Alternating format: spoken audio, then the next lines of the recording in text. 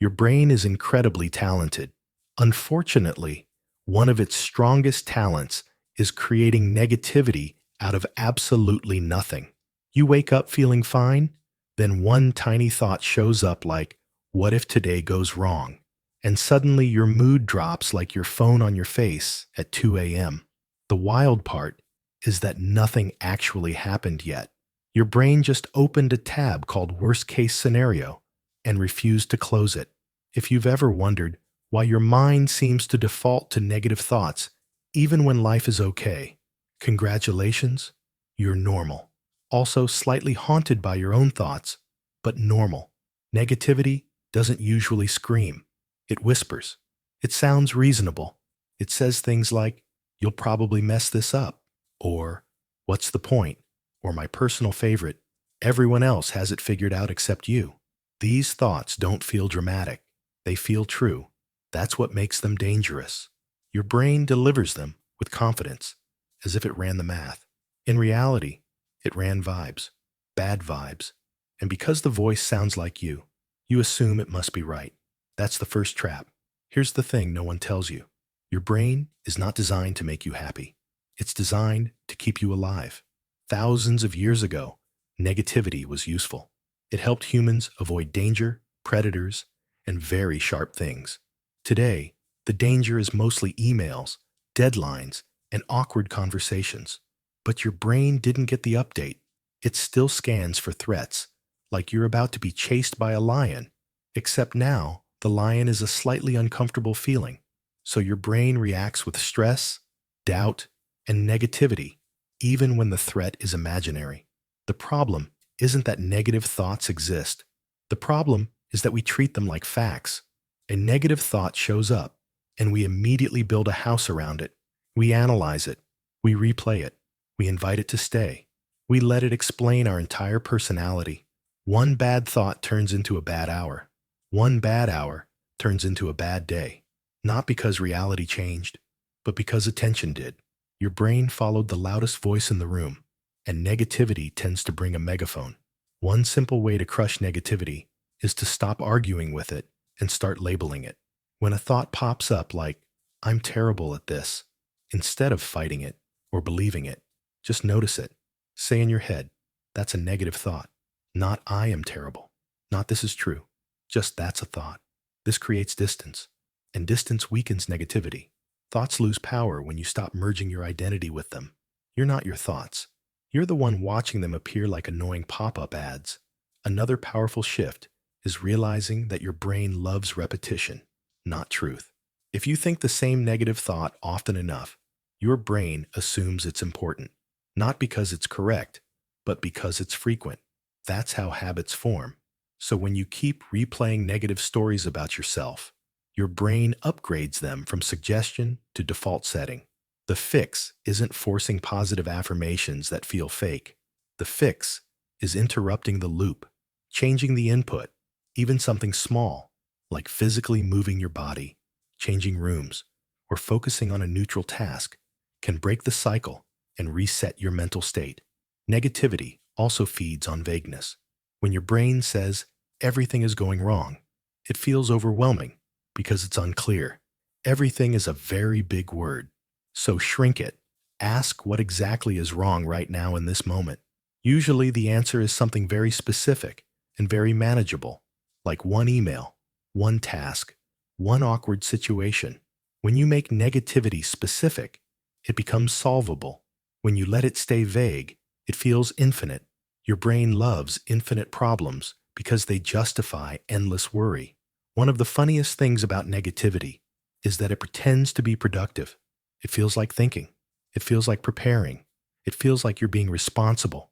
But most of the time, it's just mental spinning. No action, no solution, just stress disguised as effort. Once you see that, it becomes easier to choose differently. You realize that peace isn't ignoring problems. It's refusing to mentally rehearse disasters that haven't happened and probably won't. This is just the beginning.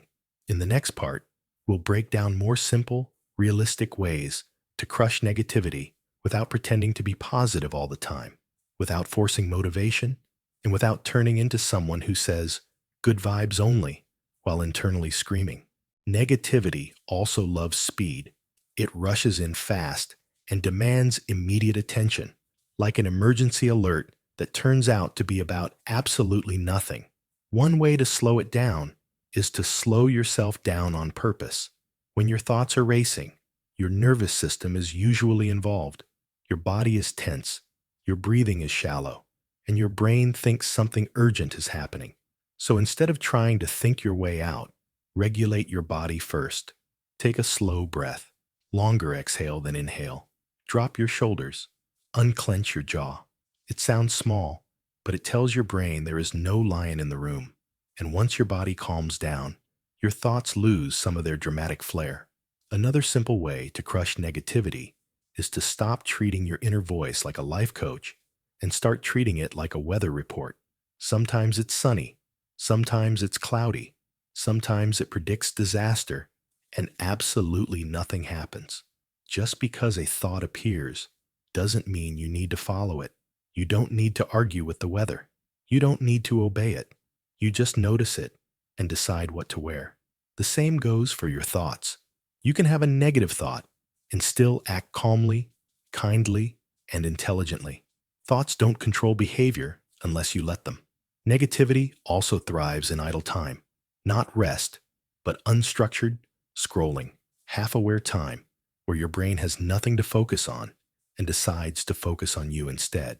That's when it starts reviewing your past mistakes, like a highlight reel no one asked for.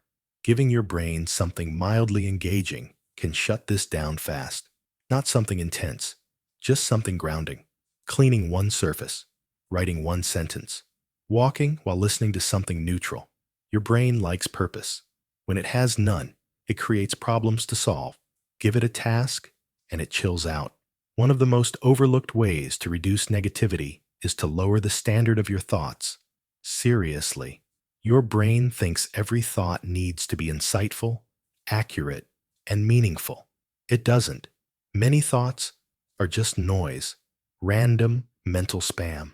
If you wouldn't take advice from a stranger yelling the same sentence repeatedly, you don't need to take advice from your brain when it's doing the same thing. Let bad thoughts be bad. Let them exist without fixing them. Paradoxically, when you stop trying to improve every thought, they improve on their own. Negativity also gets louder when you're exhausted. Tired brains are dramatic brains. When you're low on sleep, food, or energy, your brain interprets everything as harder than it actually is. Small problems feel personal. Neutral situations feel threatening. This isn't a mindset issue. It's biology. Sometimes the most effective mental health strategy is water, food, and rest. Not a breakthrough, not a realization. Just taking care of the physical system that runs the mental one. There's also power in talking back to negativity with curiosity instead of force. When a negative thought shows up, ask why now? Why this moment? Why this trigger? Often the thought isn't about truth at all. It's about discomfort, stress, fear, uncertainty. When you address the underlying feeling, the thought loses its job. Negativity is often just a messenger doing a bad job of communicating something else. And here's the most important part. Crushing negativity doesn't mean eliminating it. It means not letting it run the show. The goal isn't to feel positive all the time. That's unrealistic and honestly exhausting. The goal is to feel stable, grounded, aware. You can have negative thoughts and still have a good day. You can doubt yourself and still move forward. You can feel low without making it mean something is wrong with you. When you stop fighting your brain and start understanding it, negativity becomes manageable, predictable, almost boring. It shows up, does its thing, and leaves when it realizes you're not impressed anymore. And that's the real win. Not becoming a permanently positive person, but becoming someone who doesn't get dragged around by every thought that passes through their mind. Negativity loses power when you stop feeding it attention, urgency, and belief. These small shifts don't change who you are. They change how much control your thoughts have over you. And that's how you quietly, consistently crush negativity in your mind.